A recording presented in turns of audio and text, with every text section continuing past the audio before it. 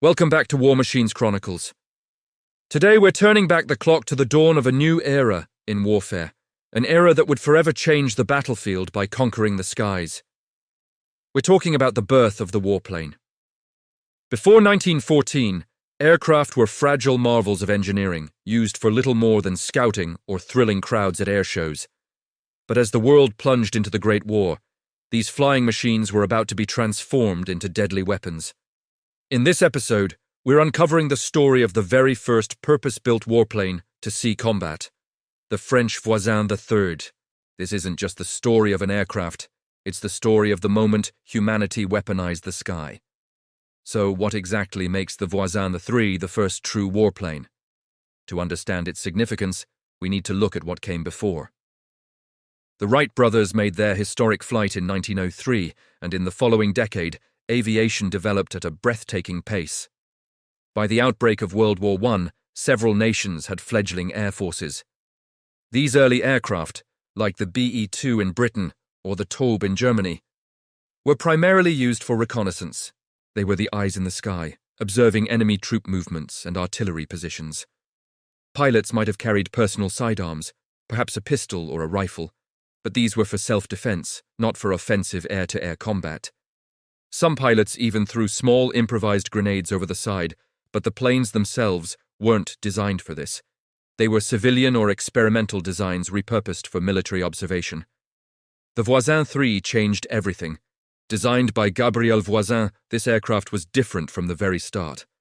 It wasn't an adaptation, it was conceived with combat in mind. This French two-seat biplane, with its distinctive pusher configuration, meaning the propeller was at the back, was built to be a stable platform for both reconnaissance and attack.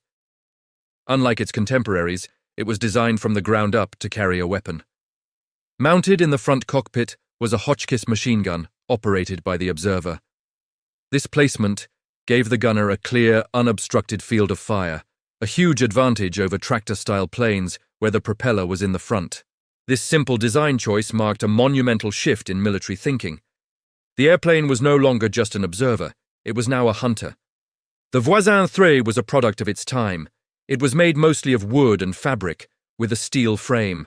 Powered by a 120-horsepower Renault engine, it wasn't exactly a speed demon. Its top speed was around 105 kilometers per hour, or about 65 miles per hour.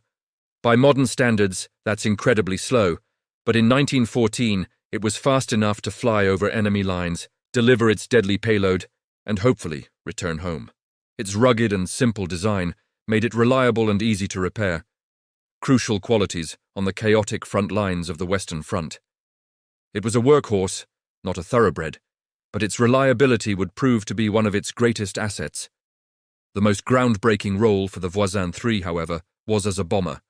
While early bombing attempts were ad hoc, the Voisin III was one of the first aircraft to be systematically used for bombing missions. It could carry a small payload of bombs, typically modified artillery shells, or large grenades, weighing up to 60 kilograms. On the night of August 22, 1914, a Voisin III aircraft made history. It carried out what is widely considered the first offensive bombing raid ever, attacking German positions. Imagine the psychological impact. For the first time, soldiers on the ground had to look up, not just for observers, but for death from above. This single mission was the official birth of aerial bombardment, a form of warfare that would come to define the conflicts of the 20th century and beyond. This pioneering raid wasn't a one-off event. The French quickly realized the potential of this new weapon. They formed the world's first dedicated bomber squadrons, equipped entirely with Voisin III aircraft. These squadrons began conducting systematic bombing raids, targeting strategic locations behind enemy lines, railway junctions, supply depots, and troop concentrations. They even conducted night bombing raids, a terrifying new development for soldiers on the ground. Flying at night in these primitive aircraft was incredibly dangerous. Pilots had few instruments and had to navigate by moonlight or landmarks they could barely see. But the tactical advantage of striking under the cover of darkness was too great to ignore. The Voisin III was proving that the airplane could be a decisive strategic weapon. But what about air-to-air combat? The age of the dogfighting ace was still on the horizon, but the Voisin III played a crucial role in its conception. On October 5, 1914, another historic first occurred. A French Voisin III, piloted by Sergeant Joseph France with Corporal Louis Queneau as his gunner, encountered a German aviatic observation plane. Queneau opened fire with his Hotchkiss machine gun, and after firing several bursts, he sent the German aircraft spiraling to the ground.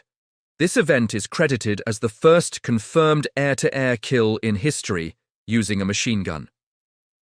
It was a turning point. The sky was no longer just for observation, it was now a battlefield.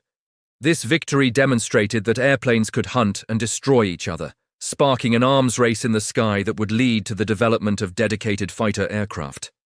The pusher design of the Voisin, with its rear-mounted propeller, was key to this early success.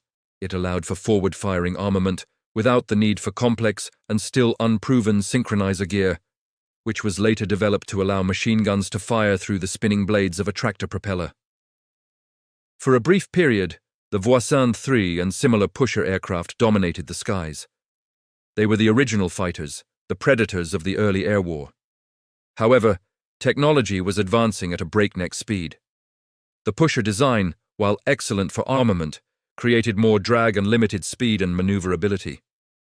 As the war progressed, faster and more agile tractor engine fighters, like the Fokker Rheindecker, equipped with synchronizer gear, began to appear.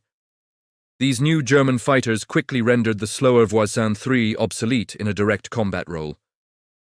But the story of the Voisin III doesn't end there. Even as it was outclassed as a fighter, its stable and reliable airframe meant it found a new and vital role. It became one of the war's premier night bombers. Its relative slowness was less of a disadvantage under the cover of darkness, and its ability to carry a decent bomb load made it perfect for nocturnal raids on German industrial targets and infrastructure. For much of the war, squadrons of Voisin continued to fly these dangerous night missions, contributing significantly to the Allied war effort. They flew deep into enemy territory, often unescorted, facing anti-aircraft fire and the constant threat of mechanical failure in the dark. The pilots and gunners of these night bomber squadrons were some of the unsung heroes of the air war. The legacy of the Voisin III is immense. It was the aircraft that first demonstrated, in a practical and terrifying way, the offensive potential of air power. It was the world's first purpose-built bomber and the first aircraft to achieve an air-to-air victory. It laid the foundation for every strategic bomber and every fighter jet that followed. The doctrines of aerial bombardment and air superiority, which are central to modern military strategy, can trace their origins back to the missions flown by these clumsy-looking but revolutionary biplanes. When we think of World War I aviation, we often picture the agile dogfights between Sopwith Camels and Fokker triplanes. But before those legendary fighters ruled the skies, it was the humble, hard-working Voisin III that first turned the airplane into a weapon of war. It truly was the machine that opened the door to a new dimension of combat. The Voisin III's impact wasn't just tactical, it was psychological. The idea of an enemy appearing from the clear blue sky, untouchable and unseen until it was too late, introduced a new kind of terror to the battlefield. It changed the very nature of warfare, expanding the front line vertically into the third dimension. The Voisin III was more than just a collection of wood, wire, and fabric. It was a symbol of a paradigm shift. It represents the moment when aviation lost its innocence and became an integral and deadly part of modern conflict. From that first bomb dropped in August 1914 to the advanced stealth bombers of today, the line is direct, and it all started with this pioneering French aircraft. Thank you for joining us on War Machines Chronicles as we explored the incredible story of the Voisin III, the world's first true warplane. It's a testament to how quickly innovation can change the face of history, especially in times of conflict.